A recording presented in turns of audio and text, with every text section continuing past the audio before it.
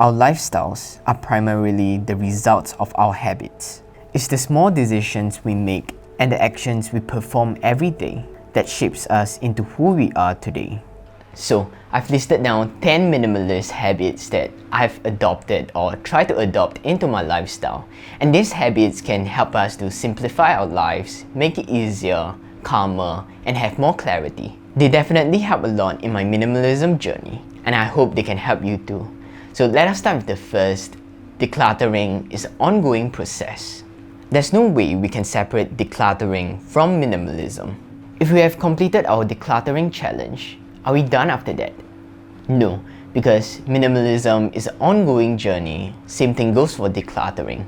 Although we might have cleansed our living space from the clutter, there will still come a time when things wear and tear. We change as we grow. What provides us value at this moment might not bring the same value tomorrow. And what we should do is set aside a day for us to evaluate what we should declutter every once in a while. That can act as a checker for us to remind ourselves to be mindful with the things we bring in and keep only those that serve a purpose. Other than decluttering challenge, there are guidelines that we can use to identify clutter we should get rid of. For example, the 1 out 1 in rule, the 20/20 rule, or the 90/90 rule. I have videos on those guidelines which you can check it out after this, and the links is down at the description below. Next, don't compare. We know that comparison is the thief of joy. Yet, we always compare how much others have decluttered or how fancy they are living.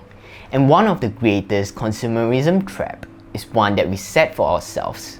Always comparing and keeping up with the Joneses. Envy over their new car or whatever fancy gadgets you can think of. The Joneses always have them. However, we have to understand that our values vary and it will be different from the Joneses. Once we have identified what we truly value, we'll stop to worry about what others have and start to live our own life based on our values. Next, put things back. I think one of the main lessons we can learn from minimalism is don't wait till things are piled up to a point where we are overwhelmed by the amount of effort we have to put in.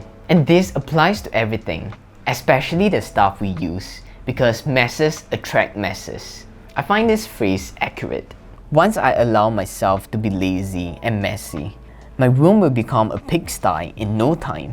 When you are done with something, put it back. Wash our dishes immediately after our meal. It's easier to wash, and not to mention, it keeps our kitchen clean and organized. Make our bed once we are awake. Put things back to its original spot. Once we are done using it is the best way to keep our room minimal and tidy. How I wish there's a reset button that can send everything back to its default spot. But meanwhile, as I'm fantasizing about that reset button, I probably could have kept those stuff by now. I'm a messy person by default, so it's important for me to keep things back to its original spot right after use, because no matter how minimal I am, I can still clutter my life with the mess I caused. Next, be grateful for what we have. Obviously, that's not what the consumerism culture wants us to feel. We are brought up in a society where we need to constantly equip ourselves with the latest. If not, we'll be missing out. We will never be satisfied with whatever we own, at least not with that mindset. So, let's take some time every day to restructure our consumerism mindset and be grateful for what we already have. Because if we truly reflect about life, we already have the essentials that we need to survive. So, what are we complaining about? And if you ask me, the best way to start minimalism is to do nothing. Same thing goes for all the different lifestyles that we try to adopt, or the hobbies we try to take on. We search for the best equipment and tools we can buy so we can make the best out of it.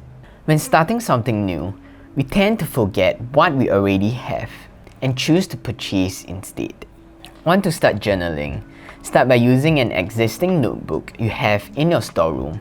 If you want to start an eco-friendly lifestyle, start using something you already have instead of buying a new reusable item. Next, digital clutter is still a clutter.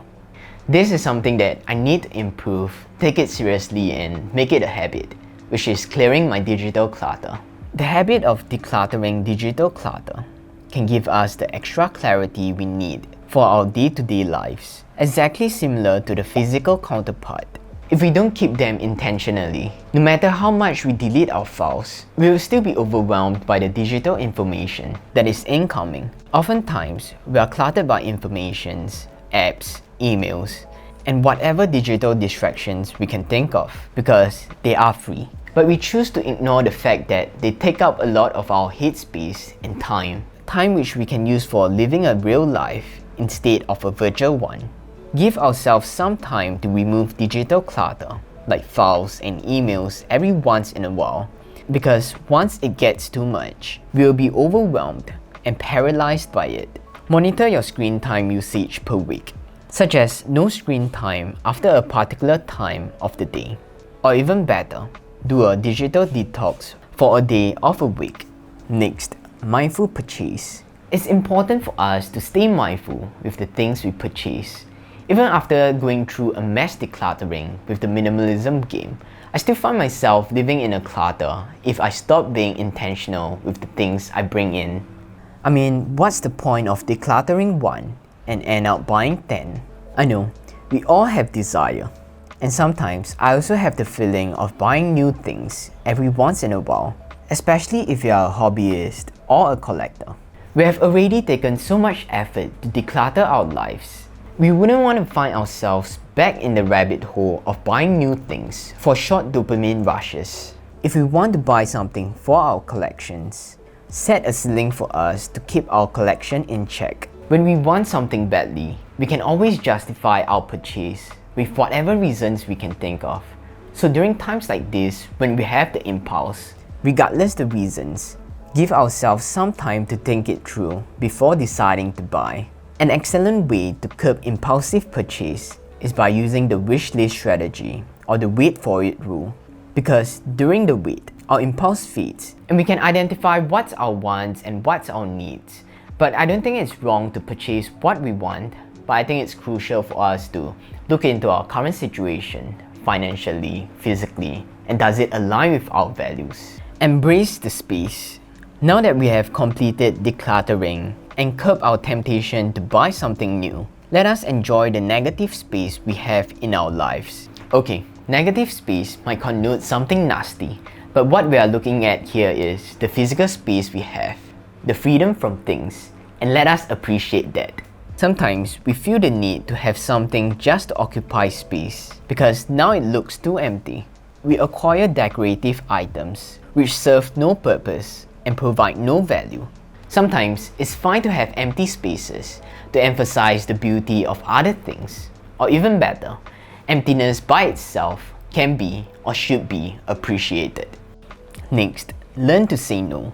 I'm never good at saying no, and no one likes the feeling of being rejected. So we try our best not to dismiss anyone as much as possible. It's also tough to say no to our loved ones and family. However, sometimes we have to focus on self. Minimalism is not solely about owning less. It's also about protecting scarce resources like time so we can spend it on things we truly value. We are not obligated to accept everything that is offered or gifted to us. Remember this, when we are saying no to gifts, invitations, and commitments that will overwhelm our lives, we are saying yes to ourselves. Next is having a minimalist budget.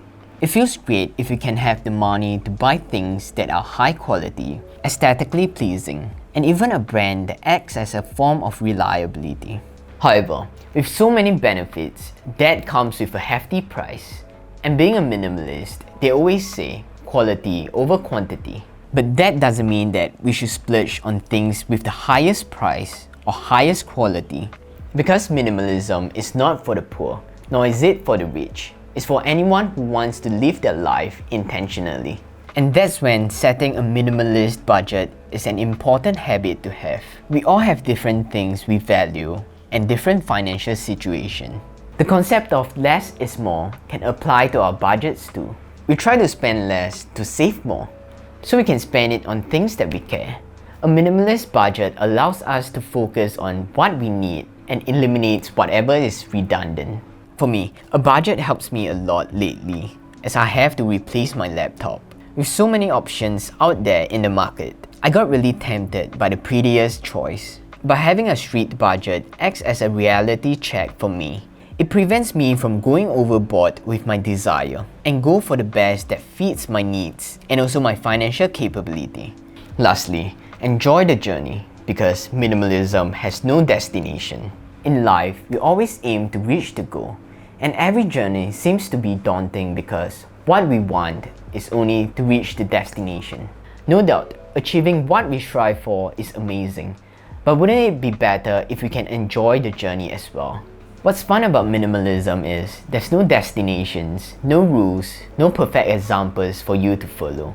It's highly individual, so don't rush, take your time to identify what truly matters to you and enjoy the process of living a simple life. And it's not based on the internet, it's based on your own values. So these minimalist habits help me a lot with my minimalism journey. They act as a reminder for me to be mindful with the things I bring in. And especially now, when I need to replace my laptop, I start to have a lot of wants. A better computer, a fancier keyboard, and later on, all the redundant stuff start to pop up. But these habits kept me in check. So I sure hope that these habits can do the same to you too, in terms of being more intentional. And if you enjoyed watching this video, you can check out my other videos on minimalism and self-development on this channel. You can support this channel by clicking the like button or follow me on my Instagram. I'll keep you guys updated. I have a Patreon page which you can support this channel monetarily. And your support allows me to create more videos like this, and I'm extremely grateful for that. Thanks for watching this, and I'll see you guys again next week.